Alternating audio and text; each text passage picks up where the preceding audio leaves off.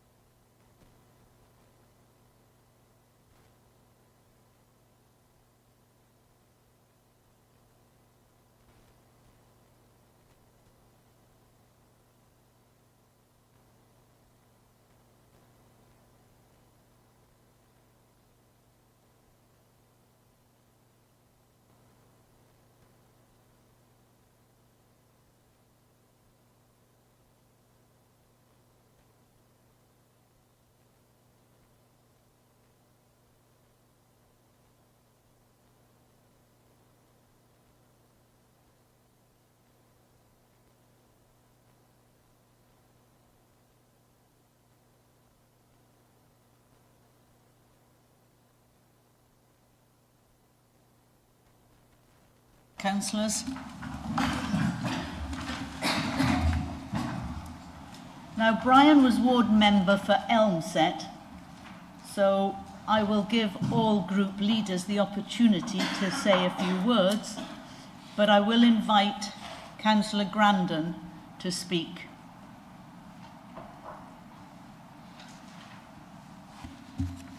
Thank you, Chair. I'll be talking about Brian in the Hadley context, as he was a Hadley resident. Brian Lazenby will be much missed in Hadley. He was a big, friendly character. He knew everyone and he wanted to help everyone, asking me to help a neighbour of his just a few months ago. In addition to being a busy Babergh councillor, Brian served as a Hadley Town Councillor from 1994 to 2015 and was the Hadley Mayor 3 times in 1999, 2008 and 2013. He often liked to talk about his seafaring career. He spent many years in the Merchant Navy and a notable period during his time at sea, including shipping goods in and out of the Middle East during the Iran-Iraq War. He later supervised a ship being built for his company in South Korea, and following his retirement, served on the company pension board. Brian was married to Ula for many years, and his latest grandchild, Eleanor, was born the day after he passed away. And what will I miss about Brian? Many things.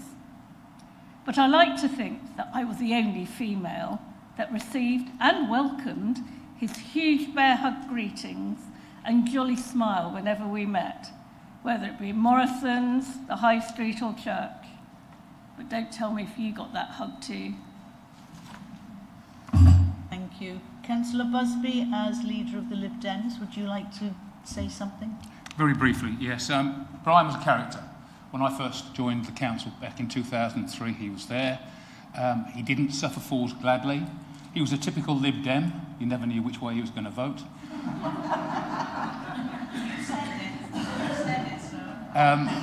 But yeah, he was a true, what I call a true local councillor. He was very keen on helping people, helping the community, helping Hadley in particular. And yeah, he was missed when he left the council, but his health wasn't particularly good then. So thank you very much, Brian. Thank you. Councillor Holt, do you wish to say any words, or Councillor Beer? Thank you, Madam Chairman. Yes, I knew him and served with him, and you're quite right, both the previous 2 speakers.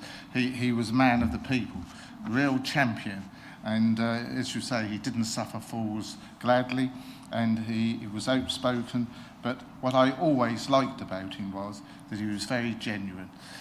His only disadvantage was he was a Lib Dem, but other than that, I liked him very, very much.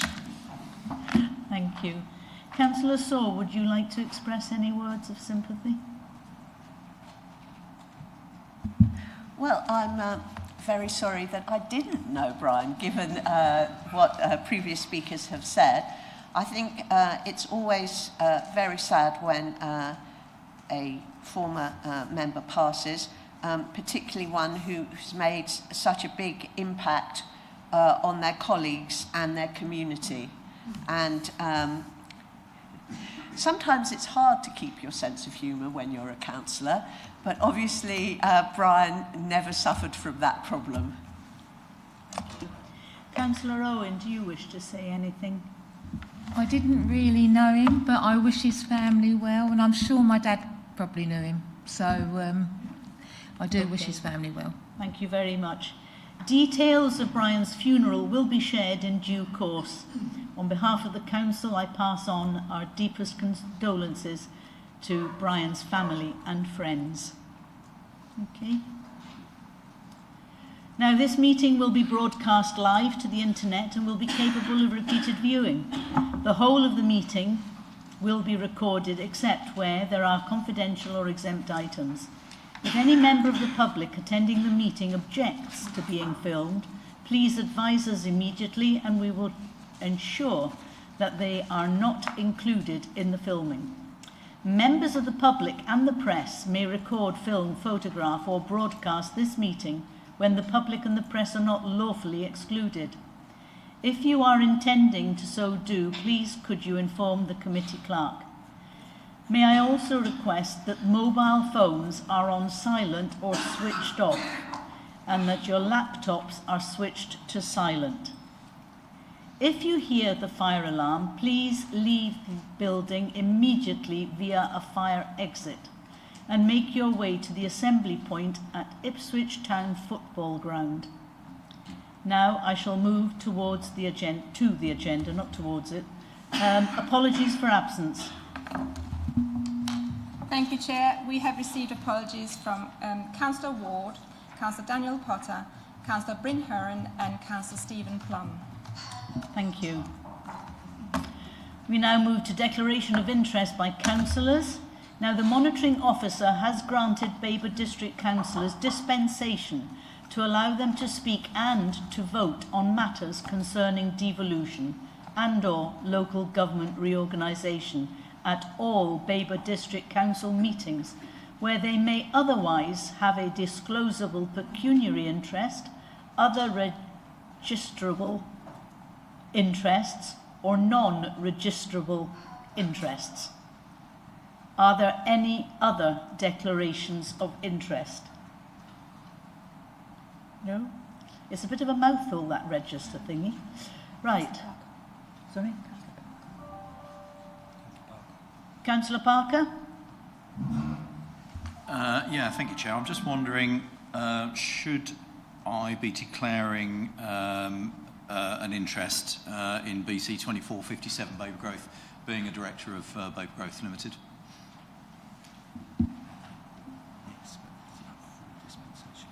Just make a note of it. Yeah. Okay, we'll make a note of it. Thank you. Anyone else? You better add me to that as well. Thanks. Same with you, Councillor Busby. Yeah. Okay. Anyone else? I don't know. Sorry, Madam Chair. I was British on the whole company, so whether that has an impact, I'm not sure. We'll note it. Well, yeah. But better to declare it and note it than not.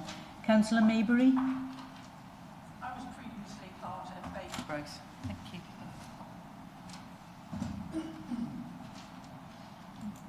Okay. Anyone else before we move on? No. Okay.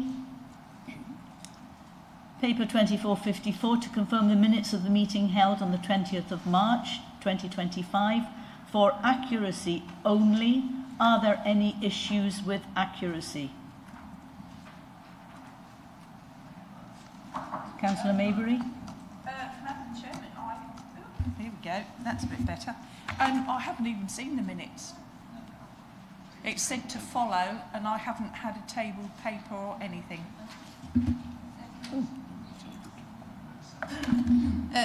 Thank you, Councillor. The minutes are in the table papers on the app. On modgov. On modern.gov. Yeah. They were sent out on the 2nd. They were printed off on the 2nd. They were sent to councillors on the 2nd of April. And they were sent to councillors on the 2nd of April. Chairman, I haven't got an app that says tabled papers, so I haven't seen them at all. But there again, I wasn't at the last meeting, so I don't think it matters. But it's just for record keeping that I haven't seen them. Okay. Anyone else have issues of accuracy?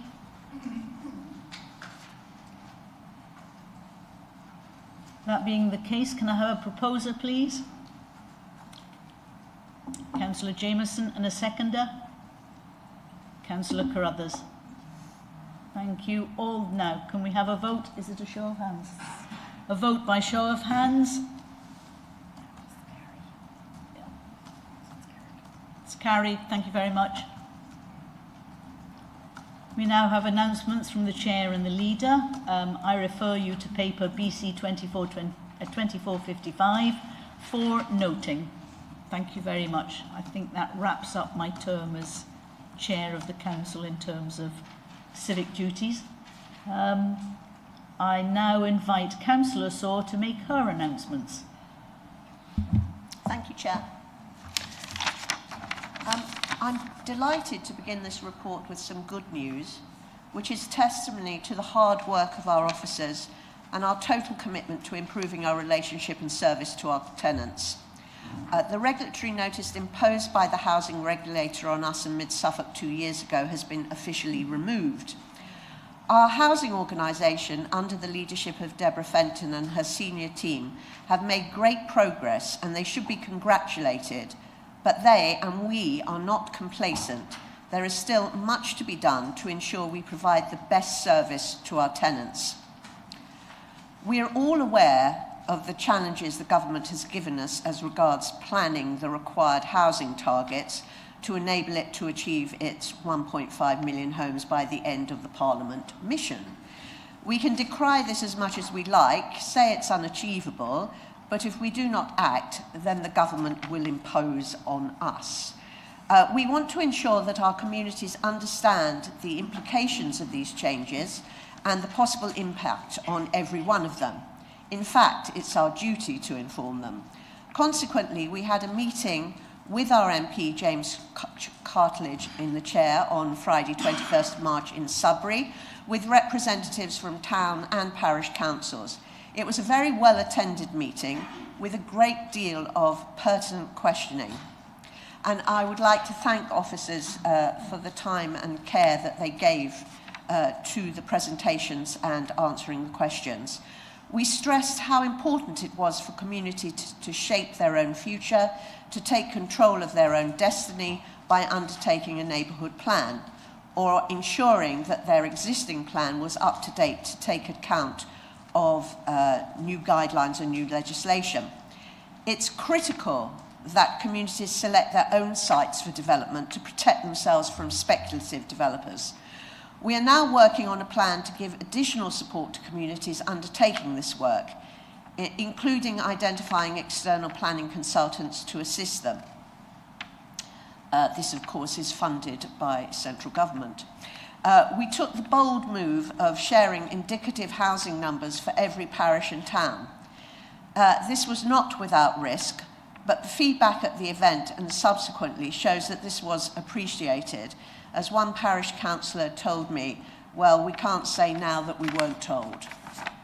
Thank you. Thank you, Councillor Saw. Before I move on, are there any points of clarification needed? No? Okay, moving on to receive notification of petitions in accordance with council procedure rules. None received, Chair. Thank you. Questions by the public in accordance with council procedure rules? None received. Thank you. Questions by councillors in accordance with council procedure rules? None received, Chair. Okay. we now move to BC 2456, Devolution for Norfolk and Suffolk, Consultation Response. And before I hand over to Councillor Saw, can I remind councillors that you are to comment on the draft response, Appendix A. Councillor Saw. Thank you, Madam Chair. The Council's consultation response to the Mayoral Combined County Authority for Norfolk and Suffolk, our draft response can be found at Appendix B. It's not our intention to go through every answer to every question included in Appendix B, but obviously it is your opportunity to comment on the response and the government's devolution proposals. This consultation document has to be submitted by the 13th of April. The next steps following the consultation will be for the Secretary of State to consider all responses and decide whether to establish the proposed Mayoral Combined Authority. Now, there are some things that we still don't really know about, one of which, of course, is funding. I think it would be foolish to think that the funding will be the same as was offered in the previous proposals for devolution. But funding will be confirmed in the spending review that takes place in June. So it's slightly unfortunate that we don't know the funding levels at this date. Now, the other part of the sort of known knowns of this is that we know what was in the white paper. There has to be a vote at both Norfolk and Suffolk County Councils to show that they consent to the proposals, and secondary legislation will be laid before Parliament to form the combined authority and elect a mayor in 2026. Now, as we know, the mayor will have he or she will have a varied range of responsibilities, from transport, skills, housing, economic development, environment and climate change, health, well-being and public service reform. That's quite a lot of things, very important things to deal with. Some of the other issues that are still to be resolved is that of the role of commissioners. How are they appointed? How will they be remunerated? How long will their contracts be? So, although we are commenting on what we know to date, there are still an awful lot of things that we do not know. The other element that I think I should stress as regards consultation is that, of course, we are just answering the questions that the government has put to us.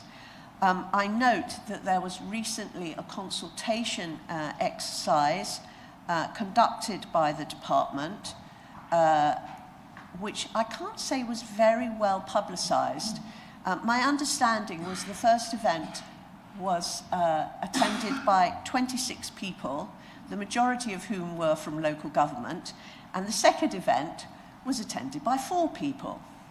So we could say, if the public did want to put their point of view and hear at first hand what those proposals were, unfortunately the department hasn't really given them the opportunity.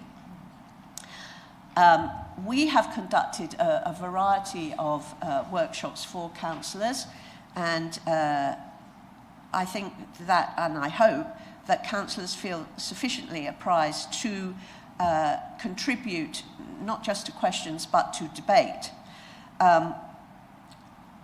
There is also the issue, although the government says that local government reform and devolution are separate, they aren't really, because the board of the that the mayor is sitting on will be comprised of the leaders of unitary councils. Now, at the beginning, those two leaders will be the current leaders of Suffolk and, or possibly not, the leaders of Suffolk and Norfolk county councils.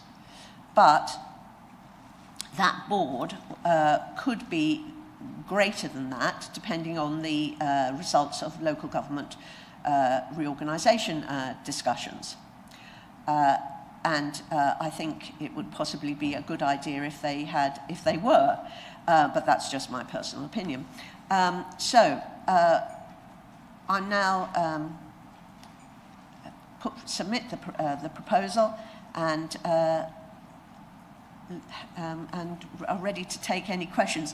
I should also say that fortunately for me, the Chief Executive of the Council is now one of the world's leading experts on English devolution, and there is no question I'm sure that he can answer. Thank you. Thank you, Councillor Saw. Before I ask for a seconder, I'd like to repeat for clarification purposes the recommendation. And the recommendation is to comment on the draft response on Appendix A, which is Appendix A, to the consultation on the mayoral combined county authority for Norfolk and Suffolk, and delegate authority to the leader of the council in consultation with all group leaders to finalise the response to the consultation and submit the council's response to government by the 13th of April 2025. So can I have a seconder, please? Councillor Davis, thank you.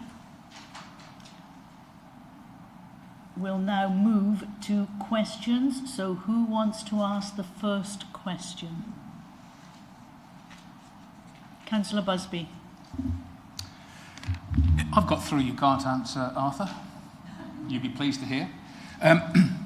At times like this, I always come up with the stock phrase, show me the money. And there isn't any. It seems strange that we can have a consultation without having any financial information. The questions are, how much will this mayoral authority cost to run? I mean, there's been rumours that it could have up to 200 staff. Well, that isn't going to be cheap. How much funding will we get to change Suffolk and Norfolk? We don't know that either. And we also don't know how much SIL we'll lose to the mayoral authority. So, in fact, there is a point that says there are no direct financial implications for this council. I think that probably could be counted as one. So my questions are, show me the money.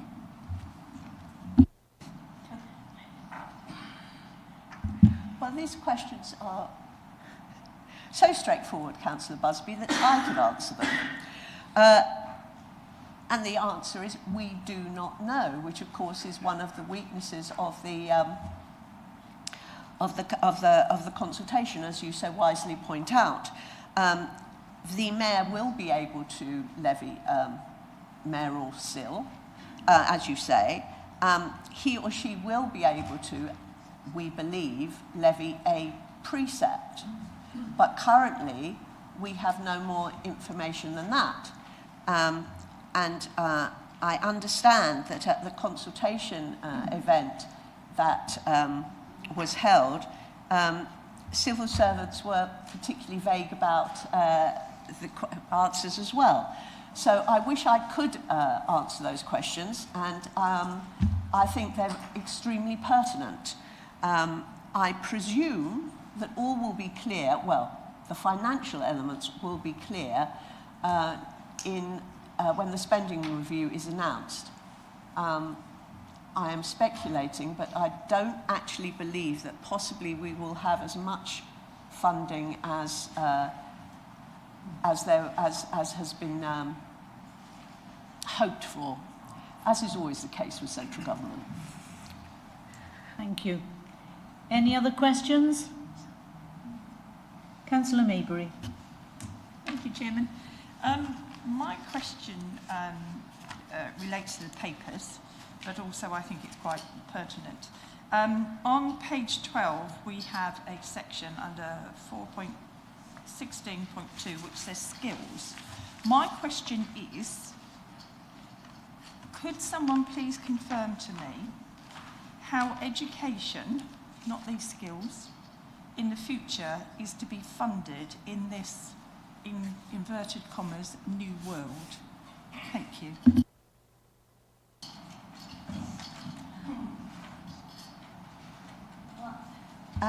My understanding is that when it comes to education, what we're talking about is the skills agenda and what is currently known as adult further education. And that is where the investment will be. I do not believe that there are any plans to take away some of the existing responsibilities that the county has for education and giving them to the mayor. But I do think that the relationship between economic development and skills is very important. And given that the mayor's role should be strategic, the skills agenda is one that is very important. Thank you. Any other questions? Please. I don't know if you can cast any light on this, but I'm just a bit confused about the strategic planning that would come from a mayor and how it fits in with our spatial strategy, because it's going to be their responsibility to do a spatial strategy for Norfolk and Suffolk, but how does that fit in with our spatial strategy that we're working on now? Because you can't help thinking that we might do an awful lot of work and then it gets torn up. I know we've been told to carry on with our joint local plan and a spatial strategy. Have we got any idea what this might mean for us?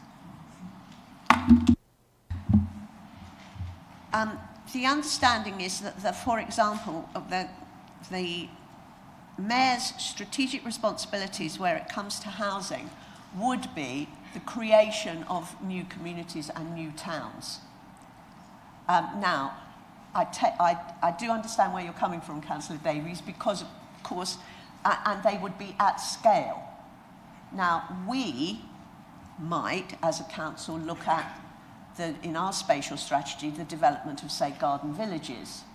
But my understanding is that the mayor would be looking at the larger conurbations, new towns, of which the New Towns Commission is already at work looking at, and also the infrastructure that could connect these new communities, and infrastructure in its widest sense, trains, roads, etc. I think, and I think it is the view of this council, that the reason why we need to proceed at pace with our joint local plan is not only the current plans that the government has, but also that we can show the mayor how far we have progressed with our plan, and that plan can form part of his thinking, rather than it would be, I think, foolish given the sheer amount of work he or she has on his plate to ignore our plan. So my view would be and I know that we are doing this, we need to proceed at pace with our own plan. Thank you. Any more questions? Councillor Rees. Thank you, Madam Chairman. I have a question for the leader. Page 9 in the recommendations, 3.1. We're supposed to be delegating authority to the leader of the council in consultation with all group leaders to finalise the response to the consultation. Well, are there any meetings planned for this? You've got 5 days to do this. How, you know, as far as I know, you haven't arranged any meetings with the group leaders so far. When are you going to be doing this? Thank you. Well, you're absolutely right, Councillor Rees. We have only got a limited amount of time before this document has to be submitted. And it is true that this whole process, both the devolution process and LGR, are conducted at pace. I would suggest that, of course, you're right, we don't have time to have face-to-face meetings, but we will definitely be constituting some virtual meetings with the political leaders. So that is why it is so important to have a good debate at this meeting. We are pushed for time, it's true, but there is no intention not to have the fullest consultation with members we can in the limited time that we have. Thank you. Thank you very much. Councillor Holt? Thank you, Chair. Could the leader remind me who are the consultees in the consultation paper Appendix A in front of us, and the process used to come to the conclusions that we presented with this evening? Councillor Holt, at this moment in time, I am going to give the Chief Executive the floor because I've only just come back from holiday and I can't quite recall. Thank you, Chairman. So in terms of who are the consultees, this is a government consultation. So everybody and anyone, frankly, is a consultee. For our purposes, the council is one of those consultees, as is Suffolk County Council, or anybody else who wishes to respond to the consultation, although, as the leaders outlined earlier, it may be many people who are unaware that the consultation has been going on. I've forgotten the second part of your question, apologies. Oh, how have they been developed? It was the process used to develop this paper. Absolutely. So, as councillors will recall, we held a series of workshops a couple of weeks ago now, which all councillors were invited to, in order to look specifically at both the LGR, local government reorganisation, and also devolution proposals. We drew together, officers drew together all of the discussions that happened on the different tables, the flip charts that were produced, and put this in front of you not as the final answer, because we know it won't be, but put it in front of you as a draft today, conscious that the alternative would have been to put a blank sheet of paper in front of you and try to design a consultation response by committee. I don't mean committee, I mean by council, which I think would have been particularly cumbersome. So it's here for you to be able to respond to, amend, add to, remove, comment on, through debate, and then for group leaders to be able to come together and agree the final words that go off for submission. As the leader has indicated, ultimately, this is something that will be a decision for government, and the consultation itself is very clear that you are not being consulted on whether to create combined authorities or whether to create mayors. Government is already very clearly minded that they will do that. The only add-on to that, and in particular relevance for those of you that were also twin hatters as county councillors in the room, is that Suffolk County Council and Norfolk County Council will need to consent to the process. So they instigated the process back in January. They will need to further consent to the process. And coming back to Councillor Busby's question earlier, that will be after they know the amount of money in terms of the 30-year investment fund. So that will be of relevance at that point in time, I'm sure, for county councillors to consider whether they believe it is a good deal or not. But just to re-emphasise what the leader said earlier, the civil servants were very clear that whilst they are in discussions with the Treasury in terms of what the right amount should be for that 30-year investment fund, and obviously that doesn't just relate to Norfolk and Suffolk, that relates to every area that forms part of the Devolution Priority Programme. It is likely, but not yet confirmed, that that will be calculated on a per capita basis, so that there is a formula that is consistent across the whole of the country, because of course ultimately government is looking to roll out devolution across the whole of England. But they were also very clear that if areas such as Norfolk and Suffolk, which previously had county deals on the table, if you were to look at that sum, which I believe was a total of £36 million per year for 30 years, the civil servants were very clear, do not look at that figure. This is a fresh process. Scrub that figure from your mind, but you will at least know what it is in June before county councillors are asked to commit to this or not. Just to add, it's all coming back to me now.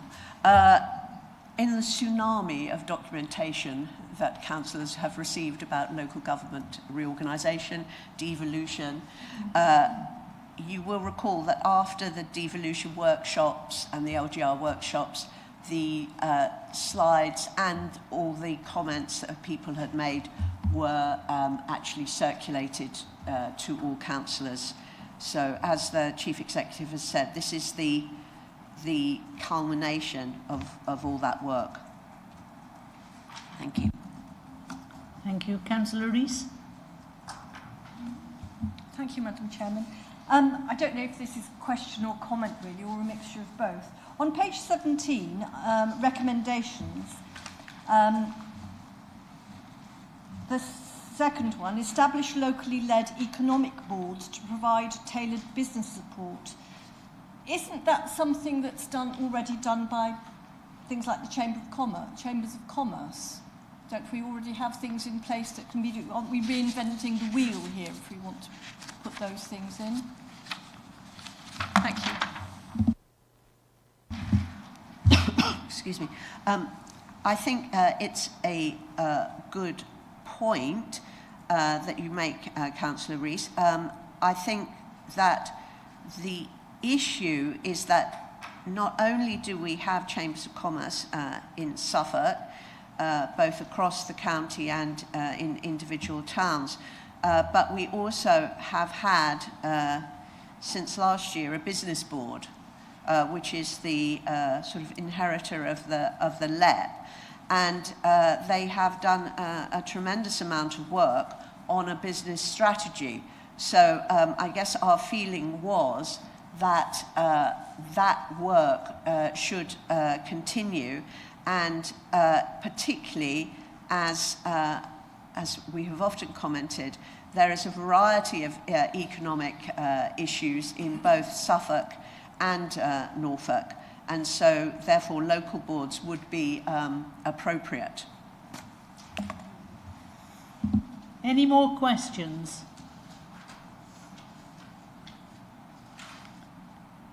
So can I take it that the questions are finished and we move now to debate? The rules of debate are that you can only speak once and for a timed 3 minutes. Who wishes to open the debate? Councillor Dowling. Thank you, Chair. You'll be pleased to know, I hope, that I have another speech, but this one will come in at 2 minutes and 50 seconds. We have to accept that what the government calls devolution is coming, and there's nothing we can do to stop it. Rather like Trump's tariffs, there will be no changing of minds, unless there is, and we need to decide how best to cope with the new world order. I agree with the draft response before us that a mayor for Norfolk and Suffolk does offer some opportunities, and I want to focus on what this deal could bring us rather than on what might be lost. I believe the mayor should be the strategic coordinator for the fair distribution of services and investment across all our communities, not just to the major urban centres. As a largely rural district, Babergh needs to figure as strongly in the mayor's planning as will the economic hubs of Ipswich, Lowestoft and Bury St Edmunds. Strong local input into mayoral decisions will help ensure Babergh gets the high quality housing, sustainable transport and health and social care that its citizens are entitled to. The mayor should also facilitate the region's response to climate change and nature recovery, including coordinating clean energy generation at micro and macro levels. In support of this approach, I'd like to recommend to colleagues the concept of universal basic infrastructure, as proposed by the Bennett Institute of Public Policy in Cambridge. This version of UBI means the minimum offer that everyone in every place should have, in both physical and social terms. This will include public services such as GPs and health centres, police stations and offices, schools, colleges and libraries. It also includes private provision of bank branches, cash machines and post offices, bus and rail services, adequate broadband and a range of shops and community and leisure facilities. In essence then, universal basic infrastructure means partnership between public, private and third sector actors to help people lead the lives they want to lead.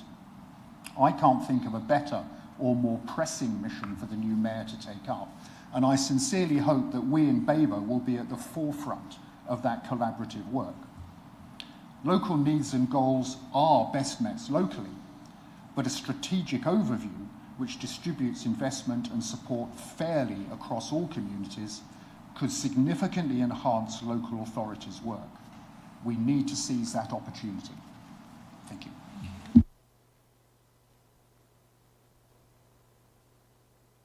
Davis? Yeah, obviously I seconded the proposal, so I'm clearly in favour. And the reason I'm in favour is we can't do nothing.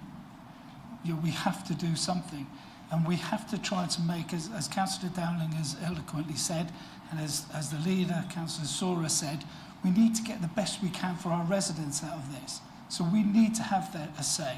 We need to put our thoughts forward, which are coming out here and will be clarified over the next few days when the political leaders meet.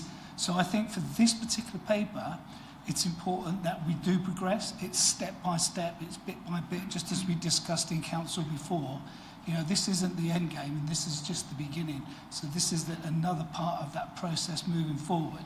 And I fully support the leader with the backing of the other group leaders in this paper.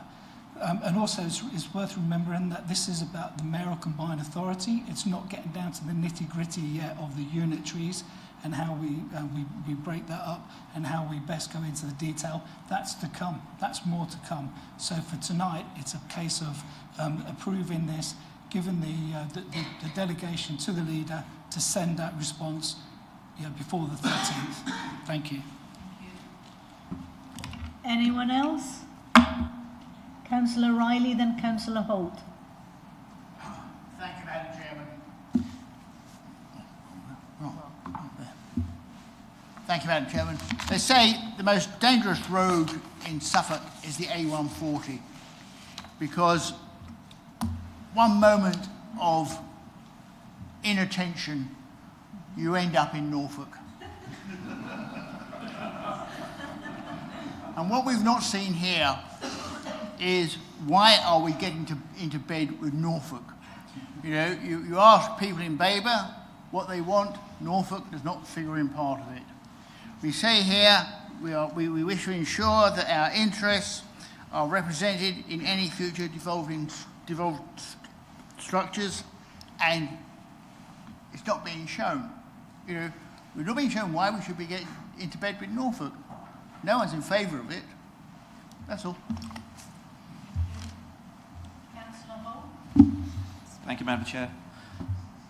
Yeah, at the end of the day, we're all being forced to make a decision. This is being forced on us by government. A year ago, we were looking at something totally different with some money on the table. Whether we liked it or not, it was on the table. We had some structure to what we may expect. And now we're in a position where we're making ad hoc, in my view, decisions. We've had limited time. We're doing the best we can. The paper in front of us today is really, I don't know how many councillors attended, but I went to Hadley. I would suspect there was only half, if that, Babergh members there. There were some mid-Suffolk ones. I know there was 2 meetings.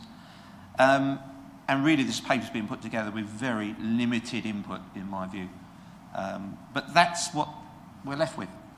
We can do nothing about the time frame, but it's doing a disservice to the residents, really, that we're expected to come up with papers like this and opinions in such a short space of time that in the future is going to change enormously what they can expect from their local authorities. So it's a paper that I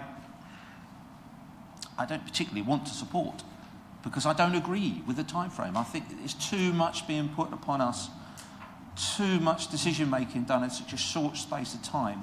And I agree with Councillor Davis to a point. We've got to do what we can in what we're given to do the best for our residents, but it's almost an impossible situation. And the expectation put upon us and other authorities is appalling, I think. So that's all I want to say. Thank you. Thank you. Anyone else for debate? As I scan the room, I will now move to the vote, unless Councillor Saw wishes to sum up.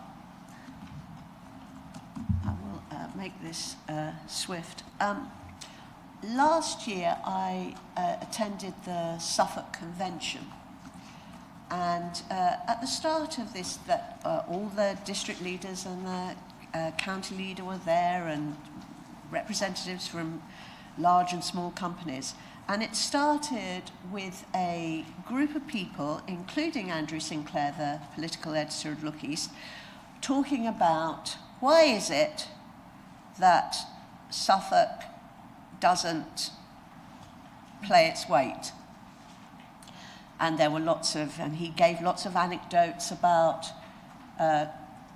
civil servants when he quizzed them, confusing us with Surrey or Suffolk or Sussex, or basically having very little idea of our county and the challenges that we face. We are always classed as a county where, well, I don't have to really worry about them. They're affluent enough. They don't really have any issues. Of course we have issues.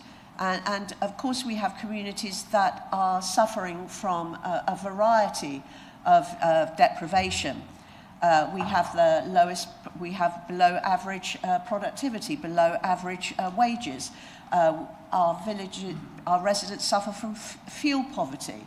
We still have 20% of residents on using oil-fired heating and water. So we do have a variety of issues that have existed for quite some time, which is why I am supportive of the mayoral concept. Personally, I see devolution as making decisions at the lowest level, not at the more remote level. However, the government has said mayors are the answer. Well, if mayors are the answer, then we're having one. And the minister has also said he doesn't want any white space. So that is one of the reasons why, and also why we are paired with Norfolk. Better to be paired with Norfolk than, I would suggest, Essex, and I don't think that they would actually countenance us going alone. So I am in favour of the mayoral concept. I think it is lacking in accountability, and I do think that there should be more local engagement and local democracy. However, this is what we have to respond to, these 7 questions. That is what we will respond to. And I do urge councillors, if you do have issues that you think we have missed, or you do not like certain interpretations, then please let us know. I totally agree with Councillor Holt. This is one of the biggest changes that's been made to local government for generations. And it is galling, to say the least, that we have to respond to rather sketchy questions at a very telescoped period of time. But we would be failing in our duty to our residents if we did not respond. So consequently, can I say to councillors, could you put aside your scepticism and just think, as Councillor Davies has said, and has said in this report, we must do the best we can for our residents, and we must get the best deal we can, and we're determined to do that. So thank you. Thank you very much, Councillor Saw. I'll now ask the Acting Head of Governance and Civic Office. Oh, sorry, Councillor Maybury. Thank you, Chairman. I would like an explanation as to this no white areas. I'm sorry, I've taken that. No, I'm not sorry. I am standing up. I'm on my feet.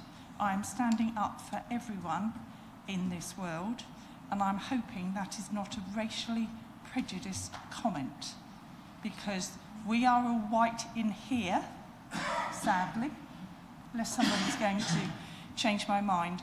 But I saw this written down before, and I absolutely object to it, and I would like an explanation.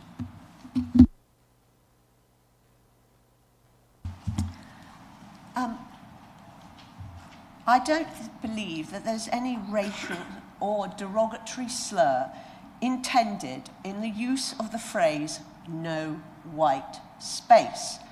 What the minister was saying was that as far as devolution in England is concerned, he wants every region to have a mayor.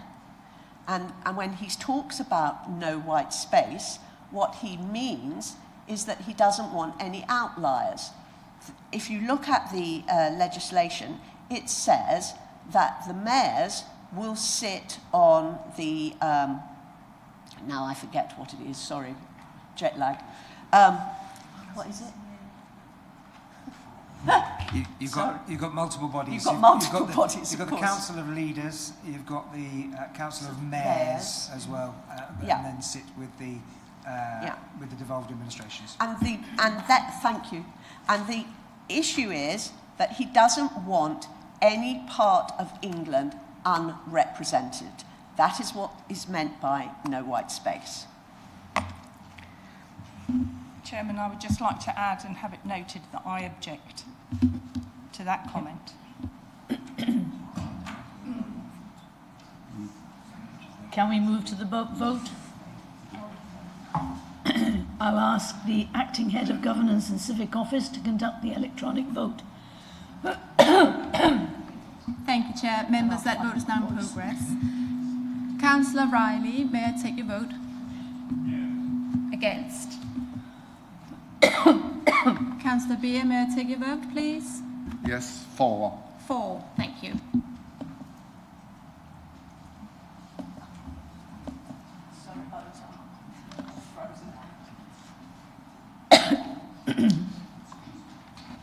Thank you, Councillor Saw, voting for. Don't count too quickly.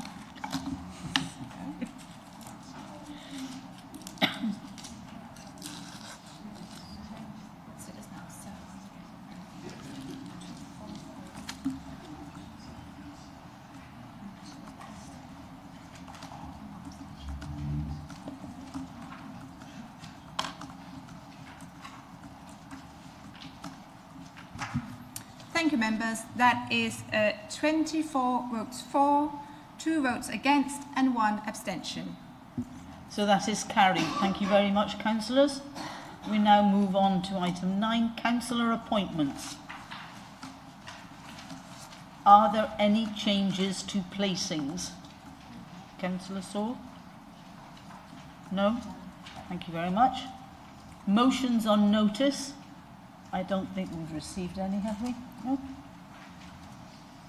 I'll now move to the exclusion of the public, which the term includes the press.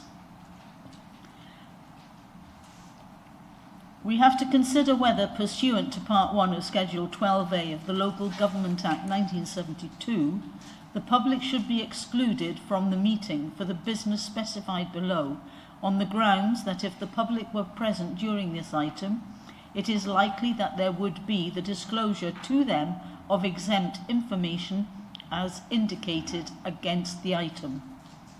Can I have a proposer, please, to exclude the public? Councillor Owen. Can I have a seconder, please? Councillor Busby. Can we have a show of hands, all in favour? Yeah, okay. That is carried.